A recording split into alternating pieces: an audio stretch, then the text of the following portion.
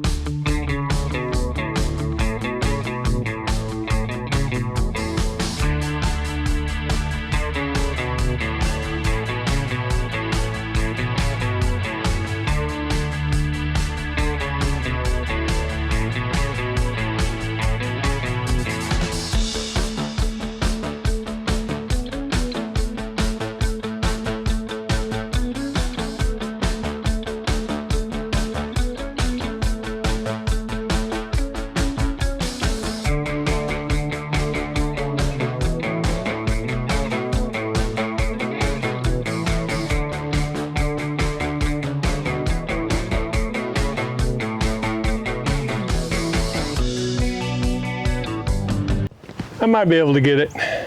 I'm gonna have to climb on top of that cardboard. There's a stack of cardboard.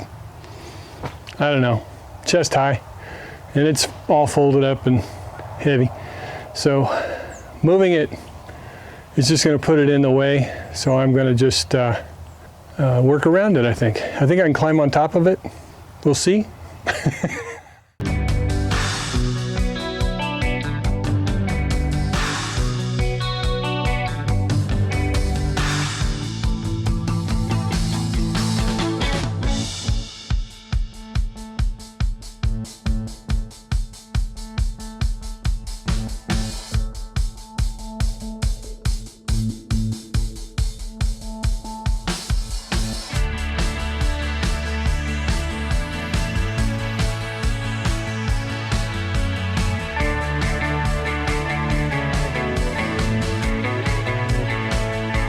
All right, one of the boards, that one, the 96-inch board is 96 1/4. This is 2 feet, so that makes 10 feet and 1/4 inch. So this is 1/4 inch too long, or that one is rather. But since I've already got it tacked in place, I'm going to cut 1/4 inch off this one.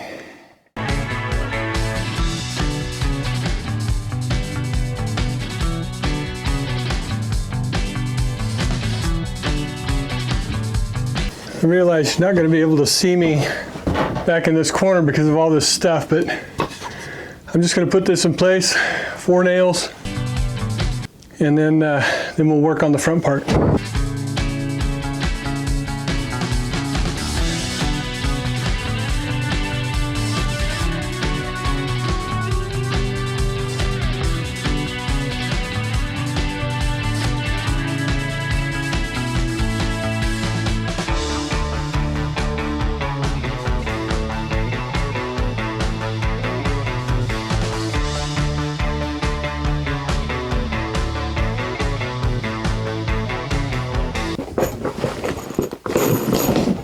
All right, I gotta go get my clamps, and I'll be right back.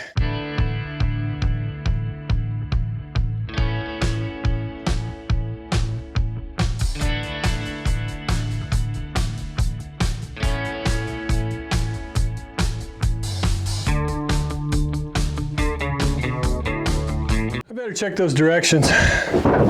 Make sure I'm on the right side of that beam, whether it's on the outside or the inside. I'm not positive, so I need to look. I think it's the outside, but let's check. All right, I was correct.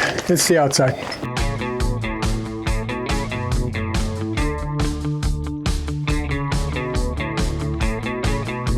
There's no way to get my drill in from that direction.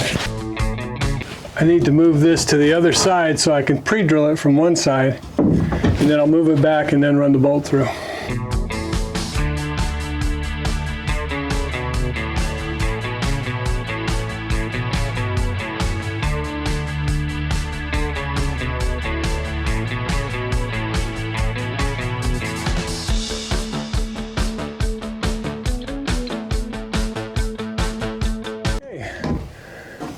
I need to go get some basic mechanic tools, basically a 9/16 ratchet and a box end wrench. Then I can tighten those bolts up. It'll be good and secure.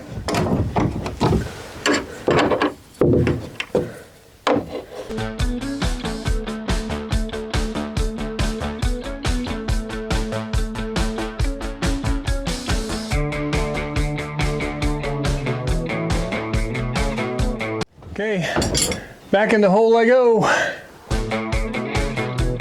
Oh, lost my hammer. Where's my hammer? Oh, there it is.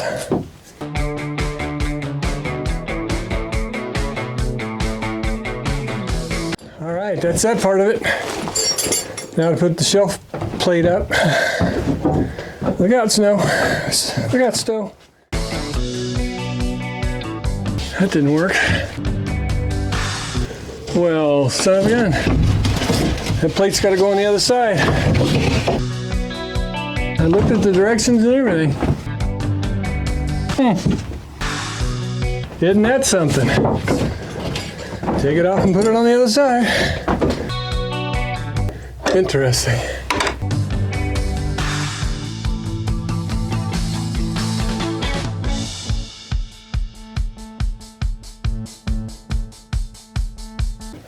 Alright, that side's loose.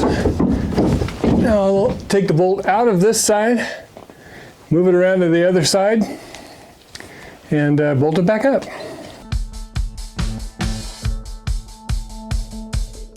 Well, okay. The battery died on the camera while I was over on that side in the hole.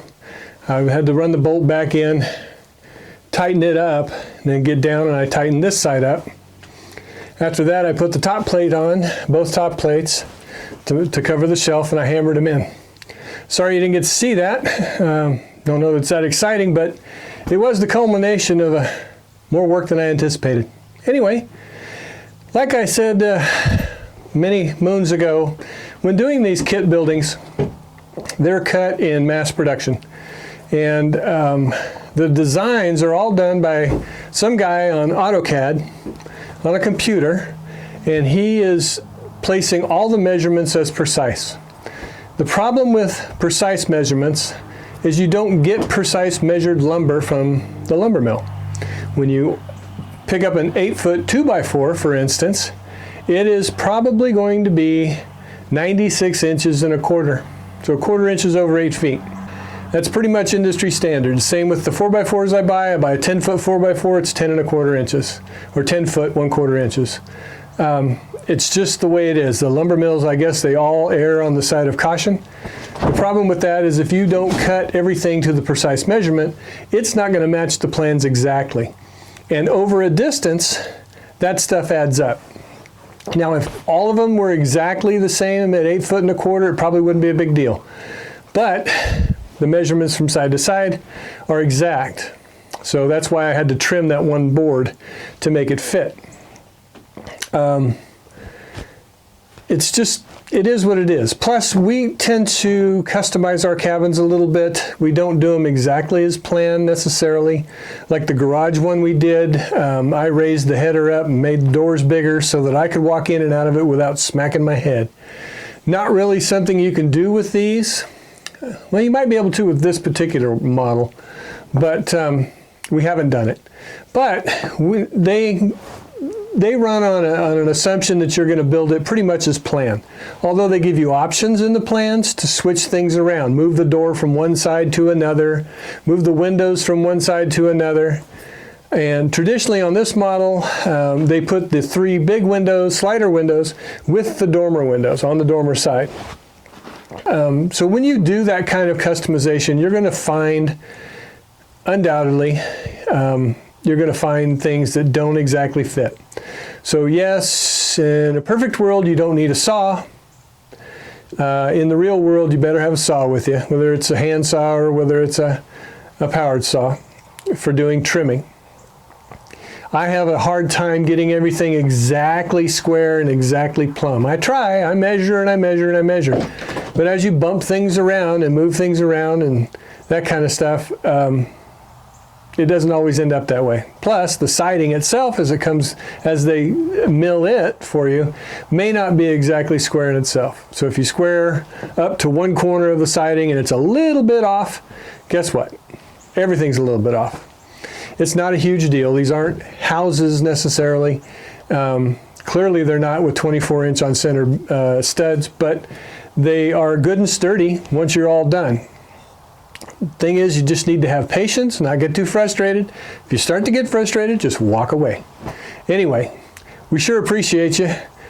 This one's done as far as I can do it today. I have to get back to the city this evening. Got to go to work in the morning. So thank you for watching. God bless you. We'll see you next time on the homestead. Don't forget to like, subscribe, hit that notification bell, share it with your friends, and leave us a comment. Thank you for watching.